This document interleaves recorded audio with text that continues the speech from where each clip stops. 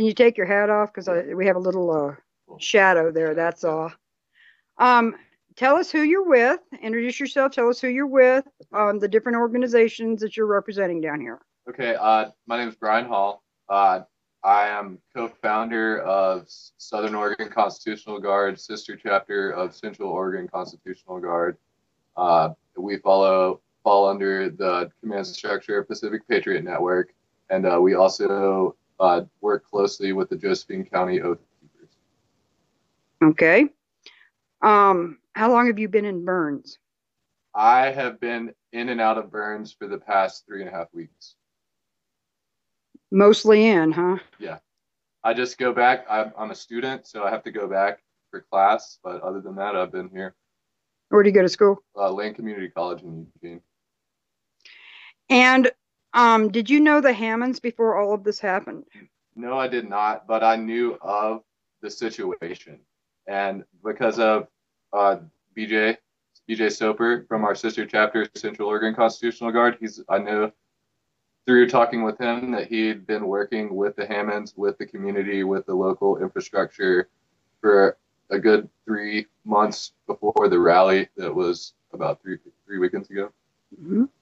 So I was involved in another operation in Montana, so I wasn't able to be included in that with DJ and his guys, but we kept close tabs on it. And when he asked us to come out, we came out.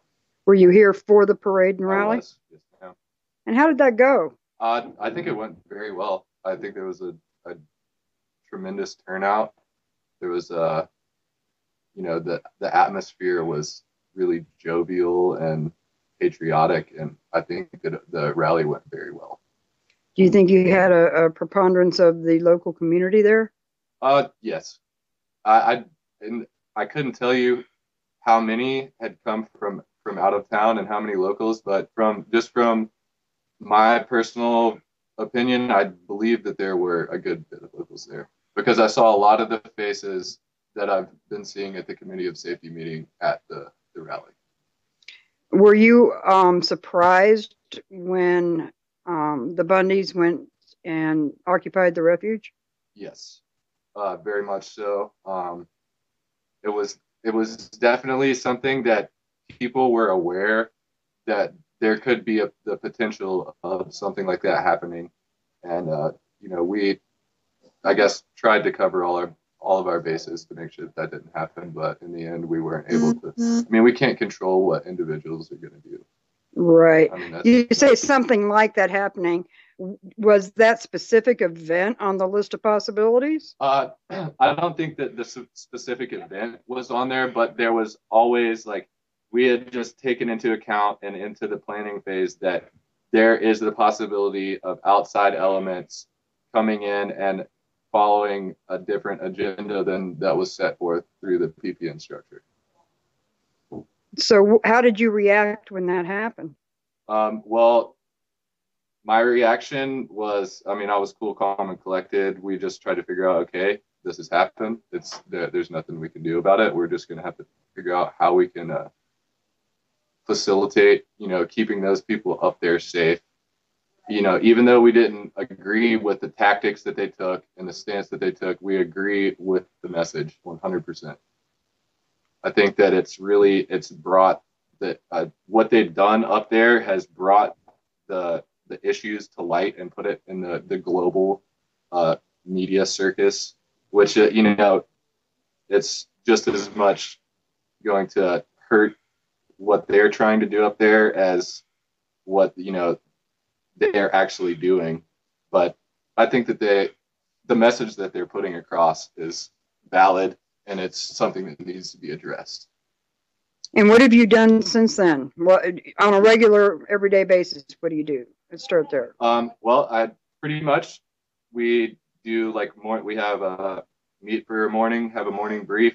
We get tasked out for the day. We go run patrols. We go and meet and greet with the guys from the FBI. We go up and meet and greet with the guys at the preserve. We go and we talk to the state police. We talk to the local sheriff's deputies, as well as all the assets from other departments that have been brought in from throughout the state. And that's usually a regular day for us. And it's just really trying to facilitate communication and keeping everybody in the know on all parties involved. What's been your experience with the FBI with your meetings? They're very, I mean, it's typical of what you would really think about when you would interact with the FBI. They're very reserved. They're not putting forth any information. They're trying to counterpoint anything that we put forward with just disinformation, basically. Just telling us one thing, telling us they'll send whatever, concerns that we have up their chain of command, but as of yet, we have heard nothing. Yeah, that sounds about typical. Yeah, I mean, the big fear I'm having at this point is, we're already seeing that mass media has pretty much totally lost interest in this at this point. And if we don't keep alternative media and very virally keep alternative media keeping this public, almost like an Arab Spring kind of thing, that's when the fire's going to come down. They may even wait till spring. And that way everybody's forgotten about what's going on. And then they can just create their own narrative like they did in Waco and Ruby Ridge. Exactly. And from my personal reconnaissance patrols, I've found that they have definitely ramped up. They have staged a lot more equipment. They've staged a lot more personnel. I think that they're just kind of getting ready. They're playing the waiting game. I think that they're just waiting back, and they're going to try to wait out maybe till the spring and till conditions are favorable in the media, because it'll be a non-issue at that point in the mainstream media. It'll be completely backpage. Yeah, I got some pictures came in last night of military trucks on flatbeds coming in there. Your kid's trying to call you again? No, I'm just getting notices from Facebook. Oh. Tell him to leave you alone. It keeps going ring, ring, ring on my end. I'm sorry. It's affecting the audio at all. Not as bad as it was yesterday. And on the live stream, I just posted a picture that I think Sergeant Major got of a military truck. I'm not sure exactly what it is. It doesn't look like an MRAP. Okay, no, that was actually... So we tracked the trucker down. He had stopped to refuel for diesel. We could talk to him. That was actually a brand new Bearcat made by Linco. It was coming straight from the factory and going somewhere on the coast. So. Oh, right. Okay, so well, good. Then I'll just remove that, so we don't have to worry about that rumor anymore. Yeah, that we made sure to check that out immediately. I think I sent you some pictures that we took out there at the airport of some of the equipment they have. Yeah, you were flying by there like 80 mile an hour, and I tried to slow it down enough to get a look. I couldn't tell. Looked like a lot of snowcats painted olive drab, but I'll go get you some better ones this afternoon. Yeah, I'd like to. I can give you the stuff that I got today. Oh, that'd be good. Oh, that'd be awesome. Yeah, and I got we made them real nervous. I guess they called the state police on us. And I was at the airport, the actual municipal airport building. Not over at the BLM substation or whatever that they have over there where their compound is. And I was just over there taking pictures, and we went in and checked out the building, and we're checking out the flight maps and stuff. And they had, called the state police. They were nervous, and hanging out. Yeah, when our own government is nervous about its own people, you have to go. They probably know why. That is a problem. Were you around this past Saturday? I was. Was there an incident? I heard tell that there was. Okay, so there was an incident, and I'm not in the loop on this, and I'm not gonna, confirm or deny that what exactly has happened, but Blaine Cooper's children have been taken from legal custody a legal guardian custody that he left his kids and with his roommates, and CPS came, I'm guessing at the behest of the FBI, but that's unconfirmed, obviously, because we'll never get any information out of them to confirm or deny that. But yes, there was an incident. His children were taken into protective custody. And do you know anything about the incident on Friday where the gentleman got arrested? Yes, there was a gentleman, and there was a gentleman that came down and a Fish and Wildlife, I think it was a truck, and came down and I guess was just doing a supply run, getting food at the grocery store, but was arrested. And I don't know exactly what they charged him with, and but I did talk to the state police today, and they did say that they made sure that they followed, that they did not violate his rights, that they followed due process and did everything to the T. And that's the information that I got from state police today. Okay. Have there been any other incidents, or is that just about it as far as? Yeah, I believe that's as far as anything concerning the refuge goes. Yeah, those were the only two incidents. What about in town? Has there been any other incidents, interactions? It hasn't been anything out of the usual. It's been, the FBI, they've brought in a lot of unmarked vehicles, so they're just riding around town, taking pictures, following people. And really the only incidents that we get word of in town is that people are being followed, and they're concerned about it. And they want to know if it's us. And we have to, reassure them, no, it is not us. We ask the public, if anything like this happens, take pictures, get the license plate, get the make and model of the vehicle, try to get pictures of the driver and bring them to us. And we will, confirm or deny whether that was us or somebody else. There was discussion of that at the rally today. People were still wondering who it might have been. Are I'm assuming you guys all have dash cams so you can make sure you have, documentation if you get messed with. Right. And the thing is we haven't been harassed by law enforcement because of the fact that we've been so open and told everybody exactly what our intentions are, exactly what our plans are. We're not operating in the dark. We want everybody to know exactly what we're doing because we're doing the right thing here. We're here to help make sure that all of this comes to a peaceful resolution and a favorable resolution for the public.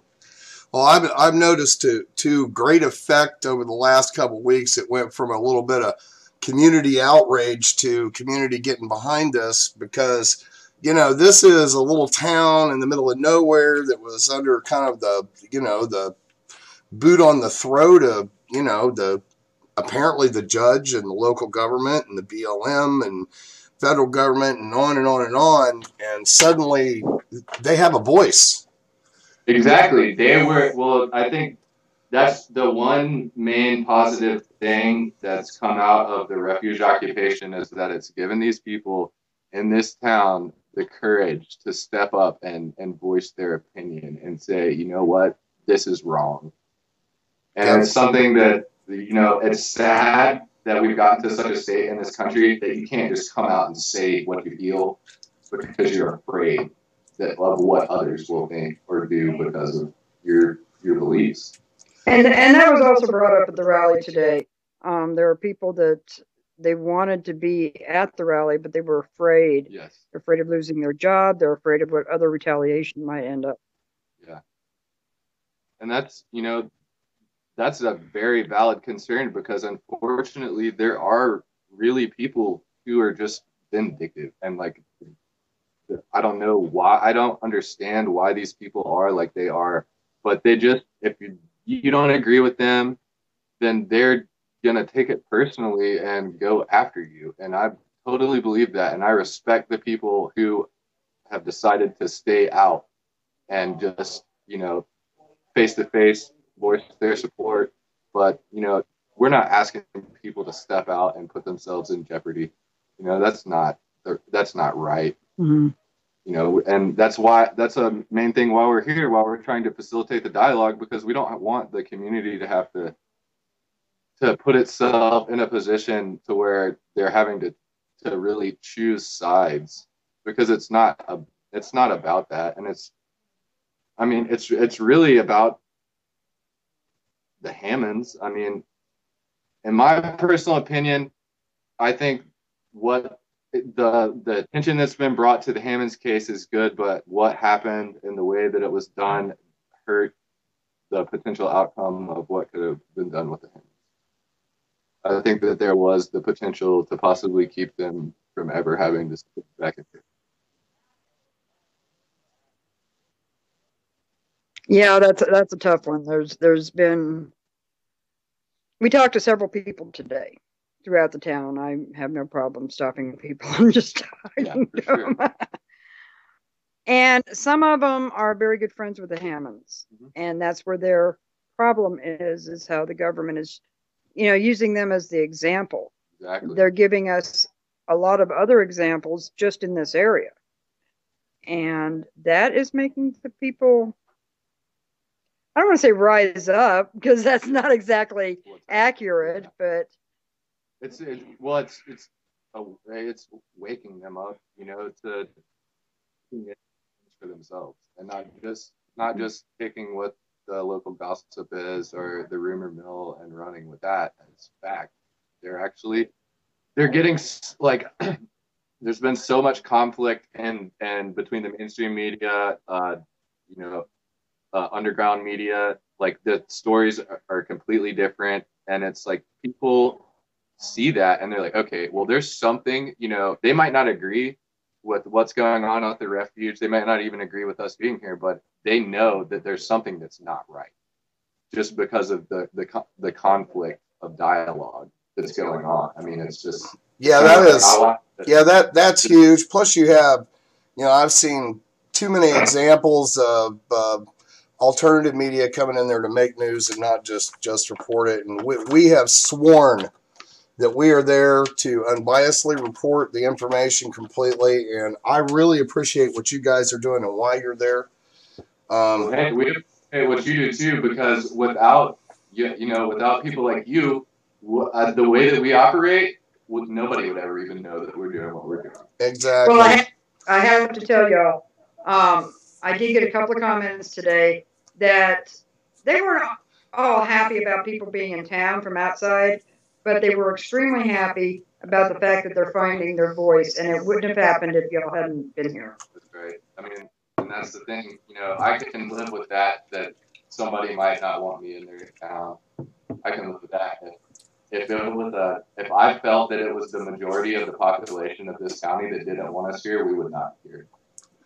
But I feel from my personal interactions with law enforcement, with locals, that what we're doing here is the right thing. I was told by state police today that if I wasn't out around the airport at the FBI compound taking pictures, I wasn't doing my job.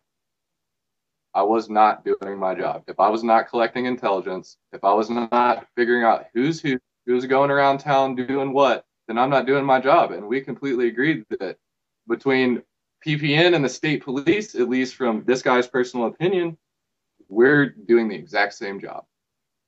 The exact same thing. I mean, it really is. We're going around doing the same thing, checking everybody out, making sure, well, not checking everybody out, but we're checking out the federal vehicles, keeping tabs on those guys, making sure that they're not disrupting the community any more than they already have.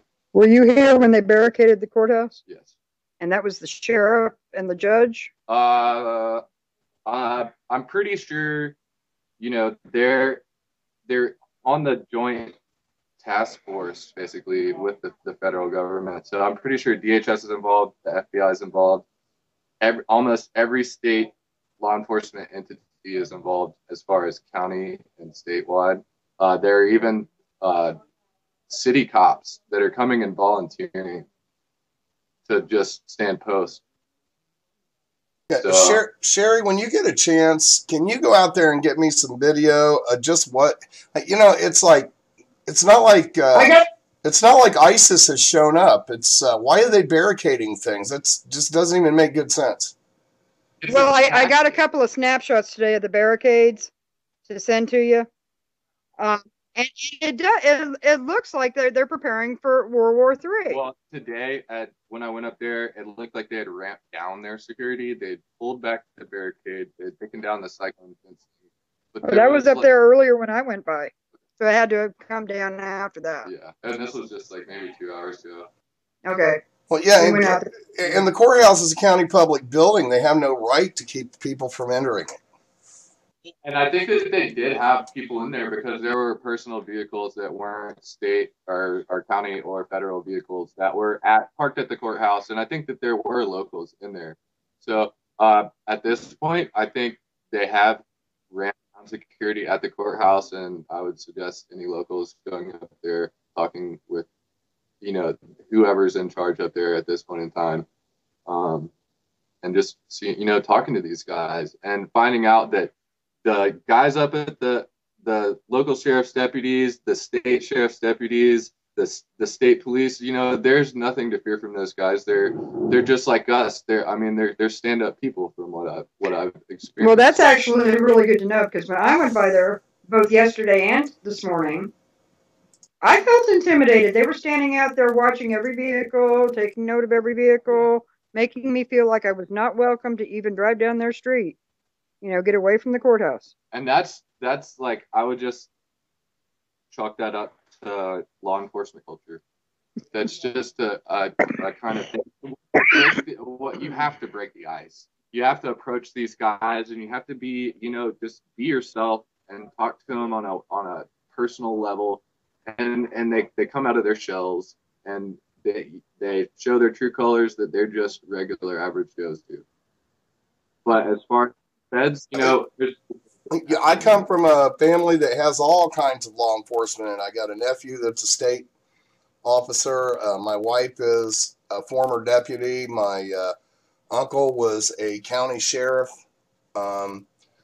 Served in World War II, Iwo Jima.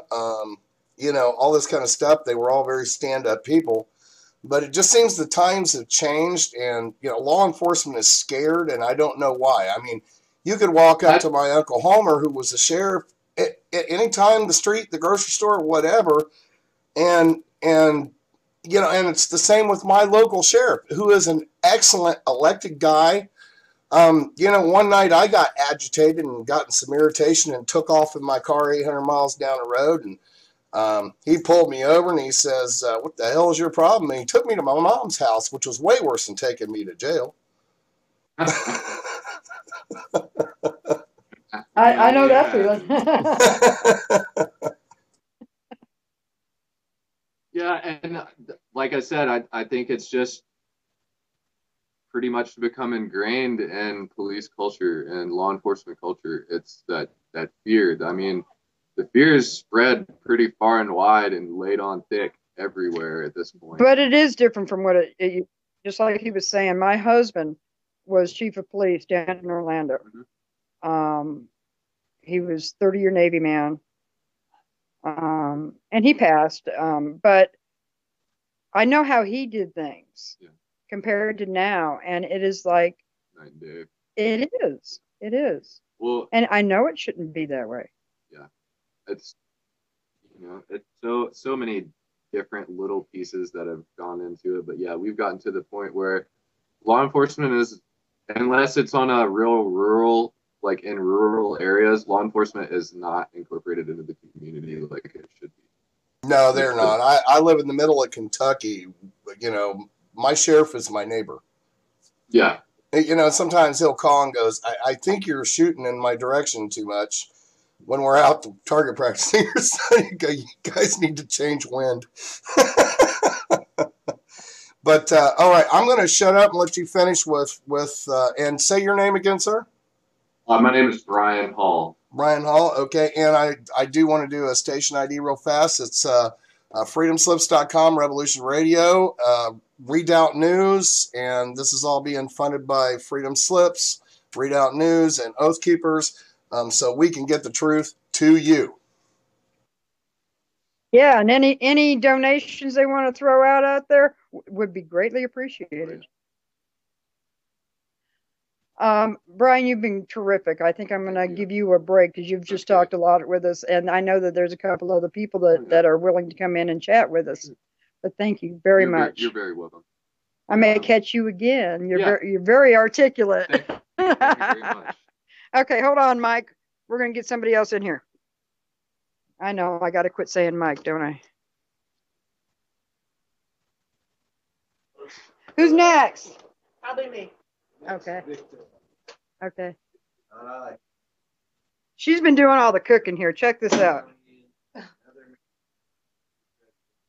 Yeah, well. Finally done. It's chicken though.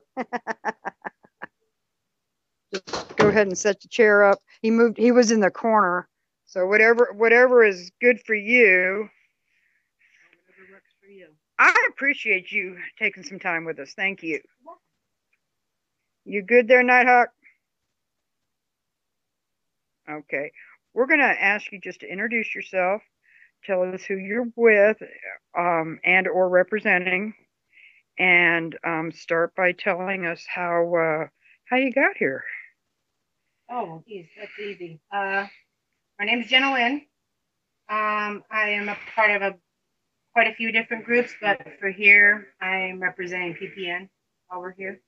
Are you part of the Oath Keepers or 3%? Part of Oath Keepers, 3%, and getting involved with the Guard as well, but that's after this. So. Okay. But yeah, how I got here, I've been up here 3 weekends in a row from Friday to Monday, and this Friday I came up and was supposed to leave being a holiday today, and I'm staying until the 25th. So, how far are you traveling from? I'm in Douglas County, in Roseburg, so it's about 5+ hours to get here. And were you here for the original parade and rally? Yes, we were here for the we were watching it. So yeah, we were here when everybody gathered from after their starting point. Their ending point was at the same place. Where they had the people off there, and then we went over to the fairgrounds from there. And did that all go as expected? Was that all good? Not from the group I was with. We were called to just make sure everything went smoothly for everybody involved in the rally. We wanted everything to be peaceful and just for everybody to make sure that they got to do what they needed to do, say and be present, and have nothing negative go down. So you were expecting something, though? No, our thing is we just wanted everybody to be. We didn't want anything to happen. You never know what's going to happen, but you err on the side of caution. So we were there to make sure everybody was safe and secure, and everybody got from point A to point B with zero interruption. When we got to the fairground, and they had their cameras, and everybody was talking there, that was when we learned about some of the guys being at the refuge, and then everything kind of changed from there. So that was a total surprise to you? For some of us, yeah. I'm not leadership, and the people that I was sent here with were not leadership, and our direction was specific instructions, and then all of a sudden it changed. So we had. How did you feel about that?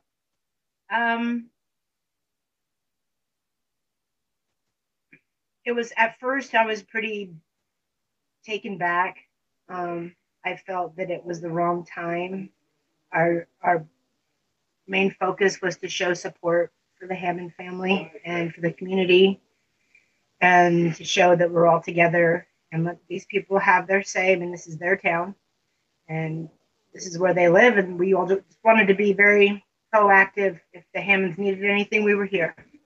When we found out about that, we felt that it took a little bit away, actually quite a lot away from the main focus. And that's the part that bothered some of the people that were on my team.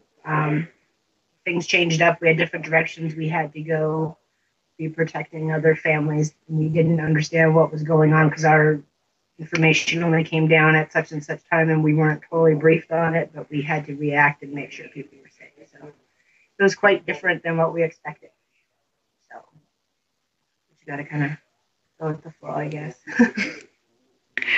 So, how's it been going since then? Do you feel like you have been accomplishing some positive things? I think not this past weekend, but the weekend before, when we had our convoy that we put together, which I was also a part of, when we went to the refuge, and our leadership spoke with people that were there, and the rest of us were just there for support to make sure everything was cool. After that convoy, and then after going after that to see the FBI agents. We had a convoy for that too. That started a little bit on rocky ground. FBI was very uncomfortable and pretty much made us know that. They were quite aggressive in their language as far as you need to leave, you don't belong here. And our leadership was very outspoken but polite and straight to the point. They said, we're here just to get dialogue going, and we're here as a presence just for peace, to make sure everybody, hopefully will come to the table and talk. So I think we accomplished a lot that weekend. This past weekend, with some things that had happened, we're just trying to make sure that nobody gets into an elevated state, whether it's someone that's out of state, someone that might be in town, somebody from anywhere. You're referring to Mr. Cooper. Yeah. We felt really horrible, and a lot of us that have children, families. I mean, all the guys are like, well, what if somebody did this to my wife or my children? And I'm like, dude, I'm not married, but I'm a mother of 4. So that makes me nervous. I wouldn't want someone to do that to me. There's no reason, from my perspective, there's no reason that should have went down based on the information that I have. I'm not saying I have it all, but. Well, that incident's pretty well known within your organization.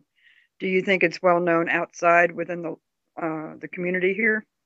If people are as in tune as they say they are to what's going on, I'm sure that most have heard of it. They might not know all the details. I mean, we're still waiting for details. But the gist of it, I'm sure they know something.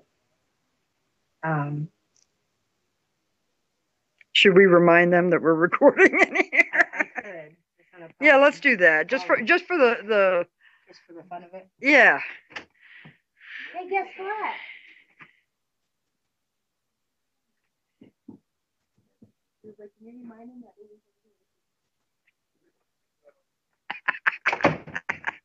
She's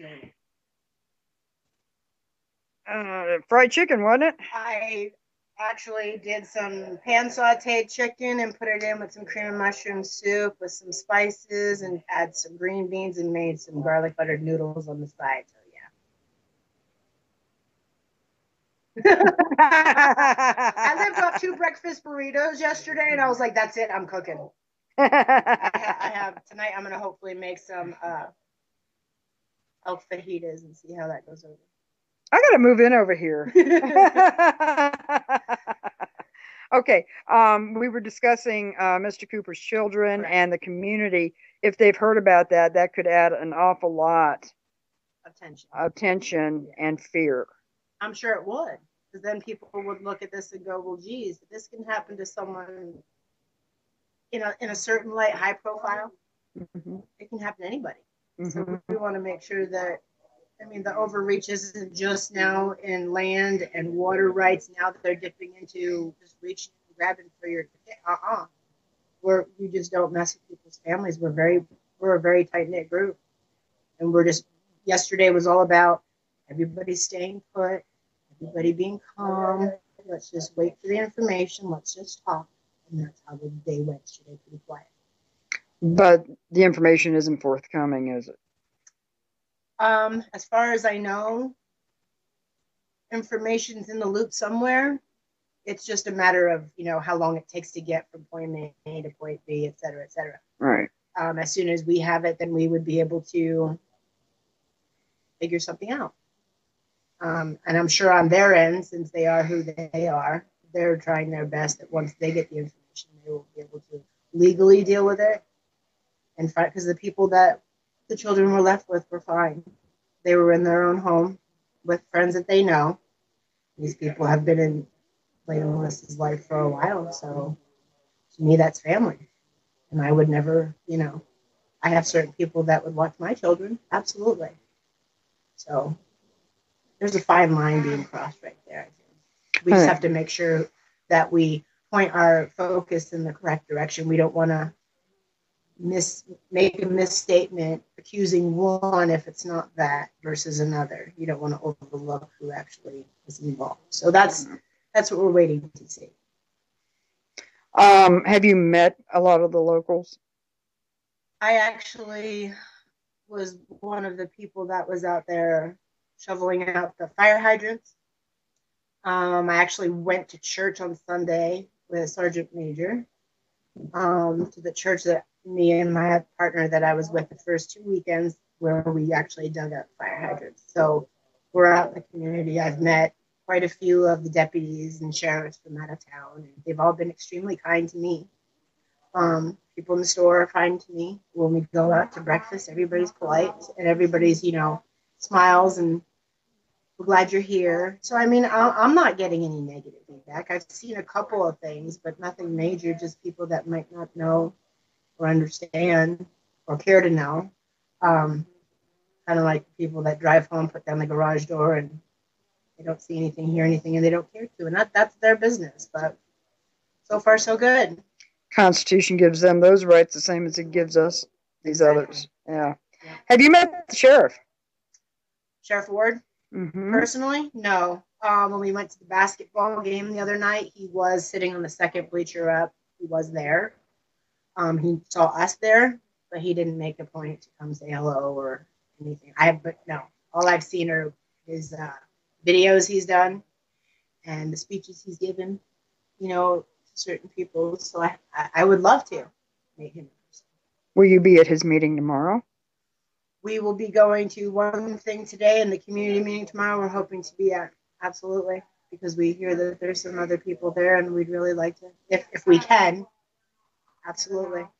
Whoever's here, definitely go. Well, hopefully it'll be as enlightening as, well, I guess I should just say enlightening as we hope. I'm hoping it's in a different direction than the last meeting that he held, which was at the high school. It seemed to be very negative and in one direction, and I really hope at some point this gentleman can find direction and hopefully get his community back on track and start going in the right direction with the right people and get everybody in contact with who they need to be in to get all this stuff done. I mean, he does hold the key right now. He can tell everybody else to back off, but this is his town, and he can take the reins and he can have it all go in the right direction. Have you met Judge Grasty?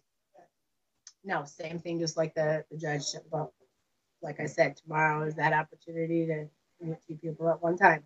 Okay. Tell me about your kids. What age range are your kids in? My kids age from 11 years old to 23. So it's hard. You've got young children at home. It's very hard for you to be up here away from them. It's difficult for anybody to take yourself away, whether it's children, grandchildren, spouses, friends.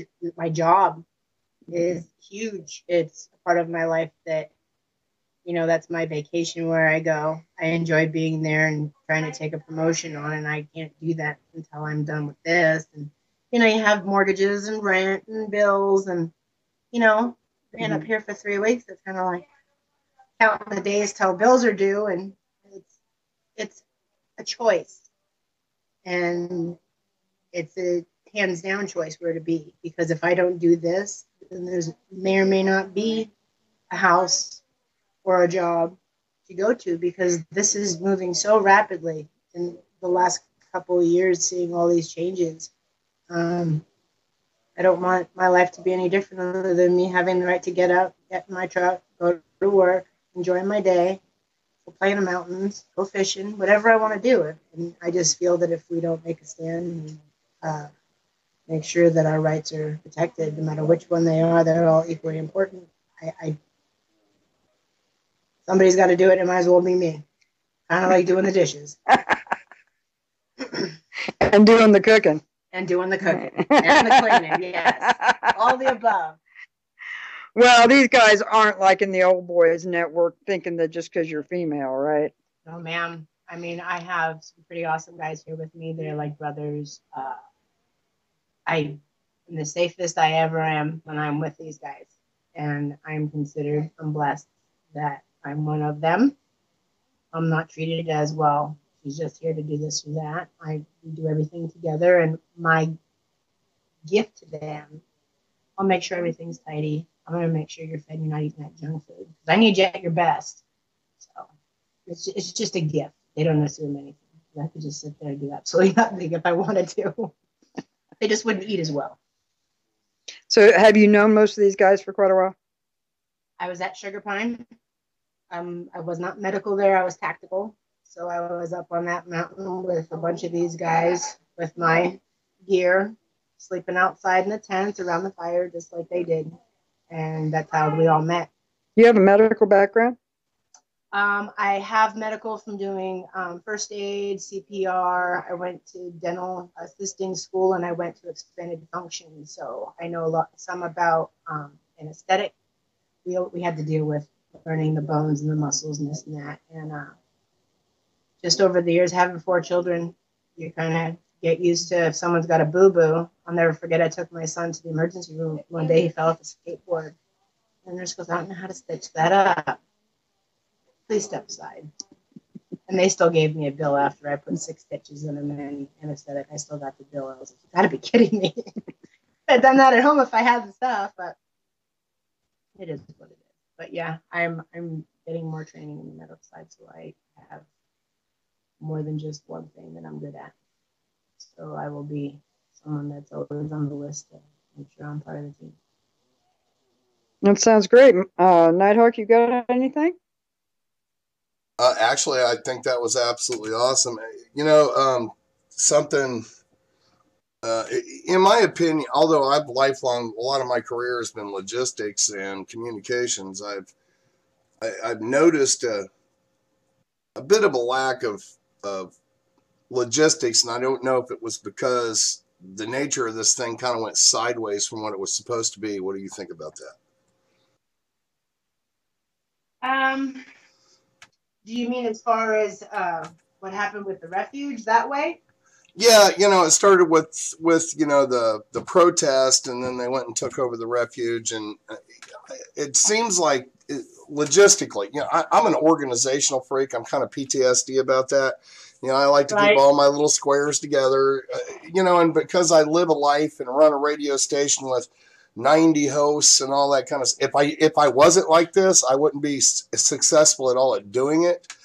But oh wait, everybody's saying I forgot to put my audio on. Okay, so my audio is on the live stream.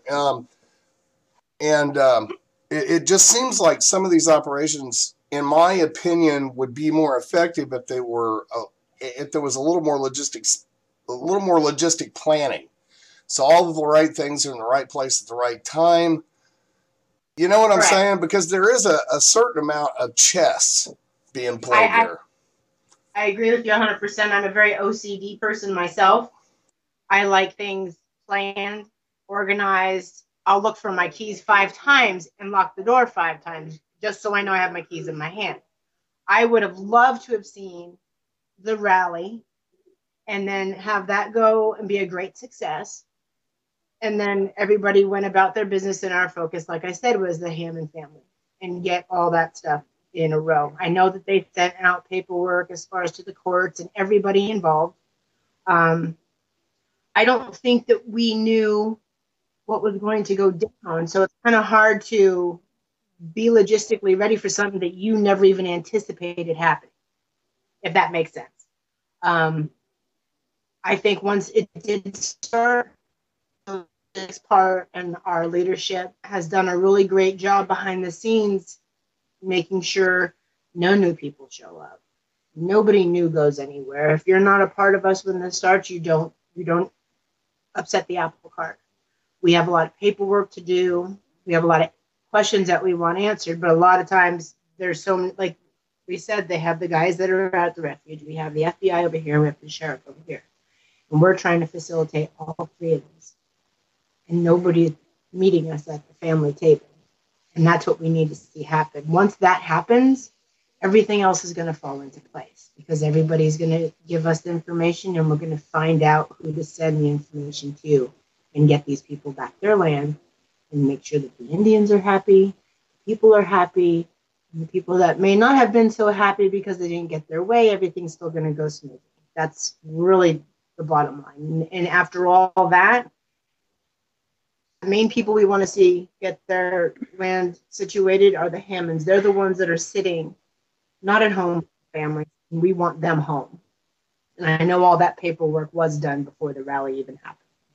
Yeah, we were hoping that they were going to go. Yeah, and exactly. And this, you know, first of all, as everybody said at the almost everybody we talked to at the rally today, although I would have wished for a bigger turnout, but you know, it is what it is. It's a small town. They actually had a pretty good turnout for this size of and town. It was not put on mass media. It wasn't put on Facebook. It was only by word of mouth. Actually, it was put on Facebook, Eventually, according to the people today. Yeah, we were the only one even covering it. So you know, but again, I go back to this. I'm not criticizing what was going on down there. I'm just saying I would have wished for a bigger turnout so to stop more traffic. And Sherry's husband went out and he tried to talk somebody in the truck at the stoplight. Of course, the light turned green, but he asked him what was going on, and the dude just started laughing. And you know, it's just I just hope this comes into a really good and fair conclusion. I know there's some native tribes involved here, and I wish they would actually join up instead of working separately, because if we work together, we get more done. Absolutely. What do you know about all that? Because Paiute tribe? Yeah, as far as their stance on this, it sounds negative. One of their major problems or issues, not problems, is that they have had so many promissory notes, treaties written up that have never been fulfilled. Not one promise to these people was kept. And these people have all these things from their history of who they are, because their base is right here. The thing that they keep talking about is all these artifacts and everything that's at the refuge, and they're being destroyed or they're being touched or they're being moved, and nothing has happened to these things. And we're getting a hold of them today, not sure if we can, because this has been over the weekend we found this out. We want to invite them to meet us. We want to invite them to go out there. If you'd like to take your things, great. If you see where they are from the way that they've been since the day that place that started and when the BLM took over, see where they put your stuff. Right now, it's being protected by people that don't want anything harmed. They want everything given back to who it belongs. So for them, I think they're being so misinformed for so many years of not being given what they should have.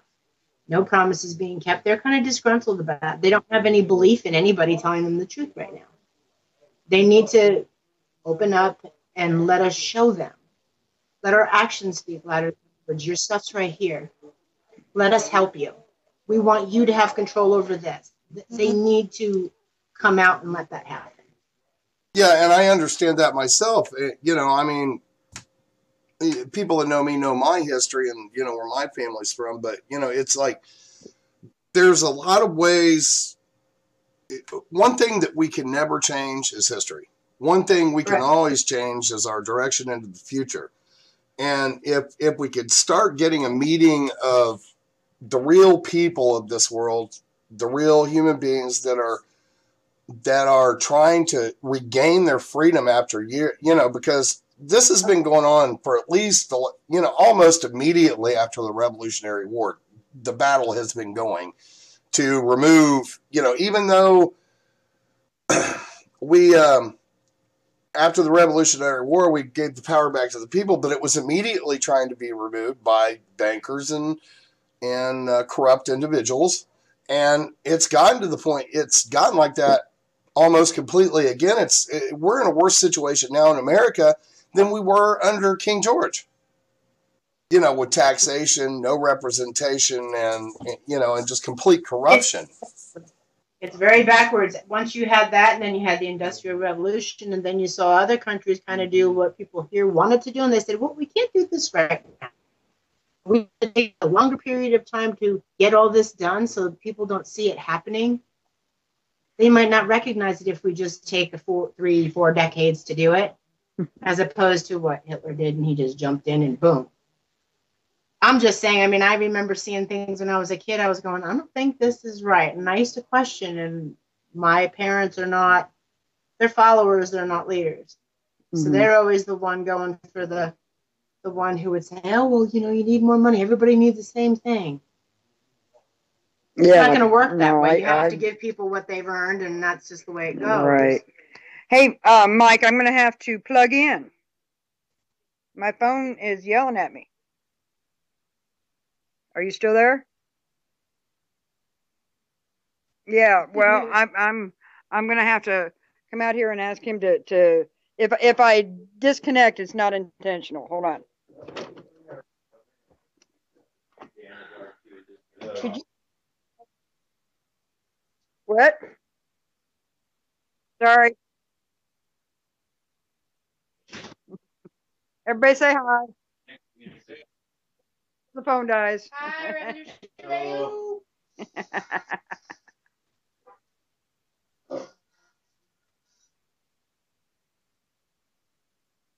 No, I'm just back over here looking at this great food again. Check this out. There you go. You are going to just wish you were here, huh?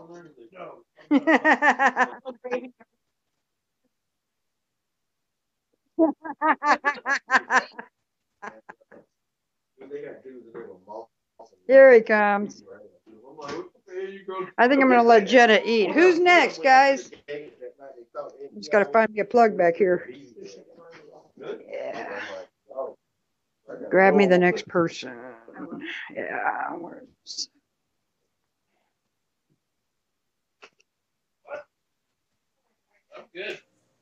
Yeah, and of course on the live stream, I didn't have my mic. I tried to keep my mic muted on the live stream because it gives this like kind of echo. It gets this echoey thing going on, and then people go, all right, is this scripted? Is this FBI or something like that or whatever? You know, I get that. I really do get those comments in the chat. And the reason, yeah, and it's like, you know, listen, when I know what it sounds like when I got my mic open on the live stream, it's like, you know, you get the echo to a certain degree. So anyway, I'll stand by. Just keep going until you get plugged in. Yeah, you have fun because I think we found one. Run with it. Okay. We're just going to feed this in this way. Okay. That way you can sit there. With or without the shower running. Ah, there we go. We've got power.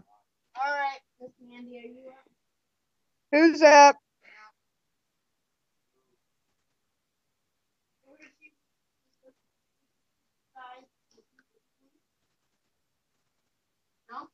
No, they found me an extension cord, dear. Oh. Well, the other two still aren't back yet. So yeah, the two that wanted to speak are not back yet. How about we let the phone charge for a bit and I get back to you as soon as I get here.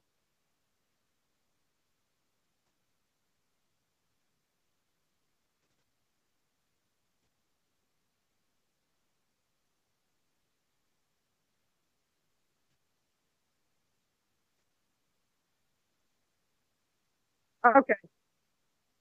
Sounds great. Thanks. All right, Revolution Radio, freedomslips.com, straight out of Burns, Oregon. We've been interviewing members of PPN, and we're going to continue to do this here in a few. We're waiting on a couple people to show up and a cell phone to charge. We will be back. So don't fret. Everybody goes, well, okay, why are you going off air? Well, we got nothing to broadcast, and there's no need to waste bandwidth. So we will be back as fast as we can. Freedomslips.com, Revolution Radio, Oath Keepers, and Readout News. We will see you when we get back.